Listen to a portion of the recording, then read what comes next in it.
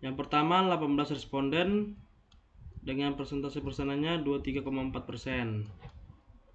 Yang keempat 11 responden persenannya 14,3%. Yang kelima 6 responden persenannya 7,8%. Yang kedua, saya merasa selalu update apabila membeli produk yang sedang tren di TikTok. Yang paling tinggi itu tidak setuju. 21 responden dengan persentase persenannya 27,3%. Saya sering memeriksa media sosial TikTok agar tidak tertinggal informasi terbaru. Setuju 24 responden 31,2%. Saya selalu membagikan pengalaman pembelian media sosial terkait produk yang sedang tren di TikTok. Tidak setuju 27 responden 35,1%. Itu tidak setuju. Saya merasa biasa saja ketika teman saya membeli produk yang sedang tren, tetapi saya tidak membelinya. Sangat setuju. Responden 28 persenannya 3,4%. Saya merasa cukup dengan apa yang sudah saya miliki dan tidak mau melakukan pembelian apapun di aplikasi TikTok. Itu netral 24 responden dengan persenannya 31,2%. Yang Y, terkadang saya membeli produk yang sedang viral di TikTok karena lucu atau kemasan menarik. Itu yang paling tinggi, netral 18 responden 3,4 persenannya. Saya selalu membeli suatu produk dengan budget pengeluaran saya. 36 sangat setuju, respondennya 46,8, itu adalah persentase persenannya. Yang kedua, ketika saya menyukai suatu produk yang sedang viral di TikTok, saya langsung membelinya. Tidak setuju dengan rate 22 responden 28,6 persenannya. Saya membeli produk yang sedang viral di TikTok karena merasa penasaran. 22 responden 28,6 persenan. Saya mempertimbangkan banyak hal sebelum memutuskan pembelian produk yang sedang viral di TikTok. 37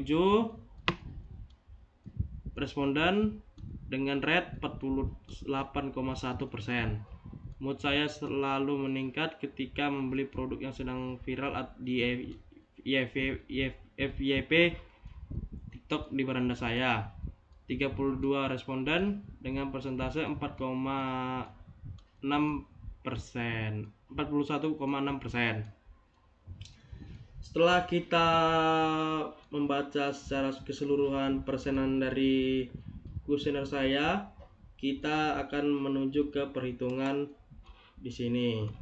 Di sini saya sudah menghitung secara keseluruhan data-data mentah yang saya ambil dari responden yang tadi kita yang saya sudah presentasikan. Ini dia data-datanya, data-data mentahnya. Kemudian data-data mentahnya kita masukkan ke dalam Statistika Kingdom. Dengan ini hasilnya. Terus kita akan lanjut mencari R-square. R-square nilai koefisien determinasi atau R2 adalah angka yang menunjukkan seberapa baik model statistik dapat memprediksi hasil. Koefisien determinasi merupakan ukuran statistik yang berada dalam rentang 0 sampai 1. Dari data yang telah didapati, R2 saya adalah sama dengan 0,4295, sama yang artinya 43%. Variabel Y dijelaskan oleh variabel X. Sebesar 43% itu perubahan dari variabel Y ditentukan oleh variabel X-nya. Nah, sedangkan sisanya itu sebesar 57%. Itu dijelaskan oleh variabel lainnya. Seperti contohnya, ketahanan finansial yang berbeda, keterbatasan penghasilan, referensi pernyataan dengan pengalaman pribadi, faktor demografis, dan konten TikTok yang berbeda-beda sesuai dengan minat bakatnya responden. F hitung atau F statistik adalah nilai statistik yang dihitung dari data untuk menguji apakah variabel independen secara signifikan memengaruhi variabel dependen dalam model regresi. Dalam analisis regresi atau F hitung digunakan untuk menghitung seberapa baik model regresi secara keseluruhan menjelaskan data. Pada F hitung ini akan dibandingkan dengan F tabel, yang dimana jika F hitung lebih besar daripada F tabel maka model regresinya signifikan. Artinya variabel independen memiliki pengaruh yang nyata terhadap variabel dependen. Jika F hitungnya lebih kecil dari F tabel maka model regresinya tidak signifikan. Artinya variabel independen mungkin tidak memiliki pengaruh nyata. Pada tabel di atas telah ada F statistika saya sebesar 56,4725 atau 5.4725. F tabel digunakan untuk menentukan apakah F hitung cukup besar untuk menyatakan model regresi signifikan.